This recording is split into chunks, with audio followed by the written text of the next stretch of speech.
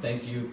I think we should all just take a moment to acknowledge that this is what's happening here tonight is probably the exact opposite of what happens in the White House every day. So it feels really good. Thank you for taking time to support art. It means a lot. I'm going to read from my novel, One Way Down or Another. The book is set in San Francisco. It's told by an unnamed narrator, and it begins in the Tenderloin district. We rolled the bins up and around the corner, on up Golden Gate Avenue towards Leavenworth.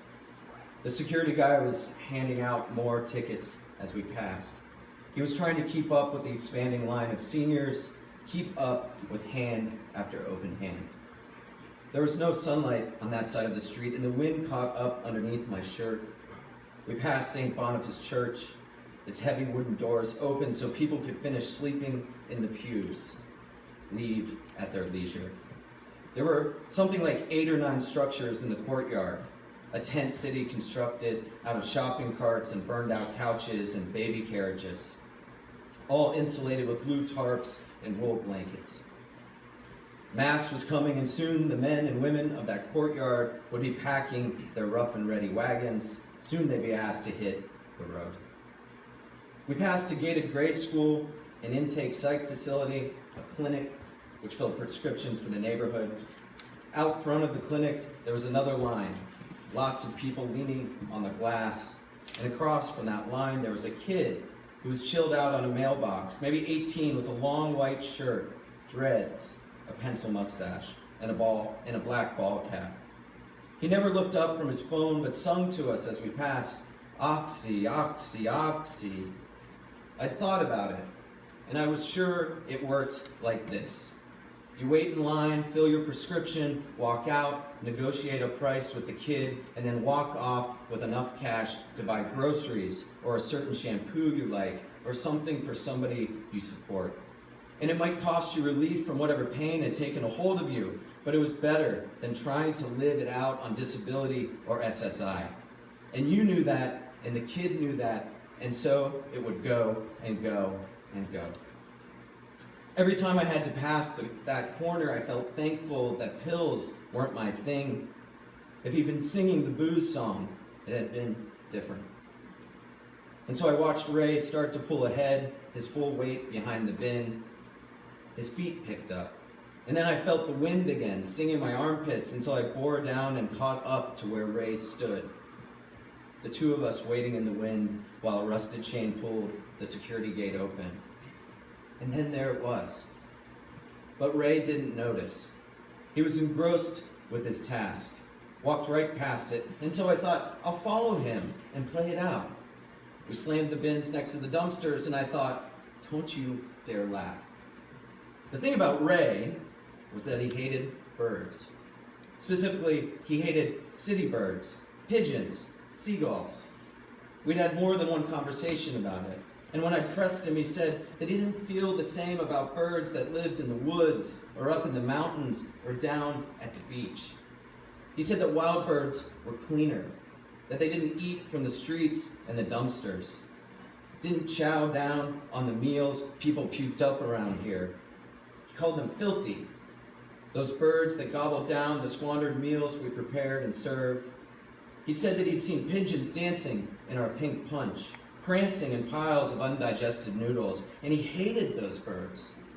And then one day I said, but pigeons are one of the few things I can stand in the city. They're resilient as all hell. They do the best they can with what they got. And then Ray kicked me out of his office, told me to get back to damn work, to stop bothering him.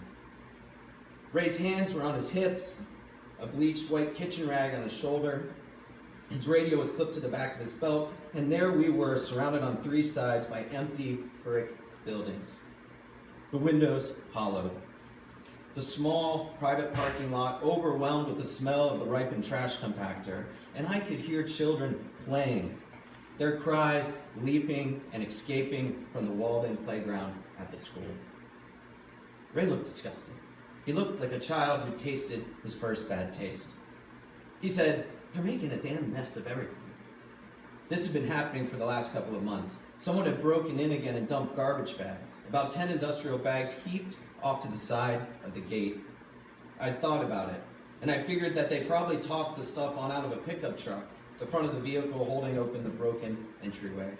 Figured they probably didn't want to pay the compost fee. Because usually we'd find the bags filled with stale bread and then we'd haul the stuff to the dumpster. And then we'd agree not to tell Ray so that we could linger a few extra minutes, even if the rain was hitting us like spittle. Even if it meant cleaning up somebody else's mess. I was going to say to Ray that we should just clean it up. It was no big thing, except this time the contents had spilled out of some of the bags. Dinner rolls and hot dog buns and sliced loaves. And there was a large puddle that had formed underneath and around the bags. A few birds were congregating at the base of that mountain of plastic and old bread. And it was the birds Ray was pointing at. A seagull landed and pecked at a piece of sponge-sliced wheat bread. Its web feet splashed and slapped in the brownish-green water. It hopped a few feet away and gobbled down the soaked scraps. And I was going to try and make Ray feel better, but then he said, "They fucking ruin everything." And I thought, the birds don't keep dumping these bags of bread. And then I thought, if I was a bird around here, I'd sure want some bread. And I thought about the parrots that live in the city. And then I remembered that the week before I'd spotted a hawk perched on the top of the church. But in my haste for a rebuttal, what I blurted out was, "I've seen parrots. It's not all pigeons and seagulls in this town." And Ray asked, "What the fuck are you telling me? Do you see any damn parrots?" And then he said, "I don't see any parrots messing up this parking lot. Any damn parrots messing up my day?" "At least they'll eat what no one else wants," I said. "Well," Ray said, "then maybe we should take a damn picture. Tell the world about this little miracle." He swung his rag at a pigeon that was bobbing at his boots. It nodded and then stepped back into the mix along with the seagulls. And Ray said, "Look at all this damn bread. I ain't cleaning up this shit." He took another swing. "Now we're in for it." And he was right. Because while we were hauling off at each other, one of the seagulls was rousing the local pigeon population. And then like that, they started descending from the branches that hung over the security fence. They dropped from the rooftops. They came from everywhere. And suddenly, we were in the midst of a frenzied pack of pigeons. Mauled and mangled and broken red feet that sprung and bound on everything. The hood of a car, garbage bags, the puddle, and even our splattered boots. Ray stepped backwards. He tripped over himself while yelling at the birds. It was tough to make out what he was saying with all those little wings in motion. I kept catching grunts and a few, "You damn birds." And that was when Ray yanked out the microphone on his two-way radio.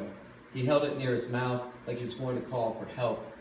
And he was right in that sense, because if you were ever in trouble and you called an emergency code over the radio, then help would arrive in the form of Big Rob and his security team. They'd come rescue you if need be. But you needed a location and you needed to state the problem. And down in the kitchen, I'd heard codes called for guys fighting and heart attacks, and I'd even heard calls for hit and runs out in the street. But I was sure I'd never heard an assistance call for a frenzied group of pecking pigeons.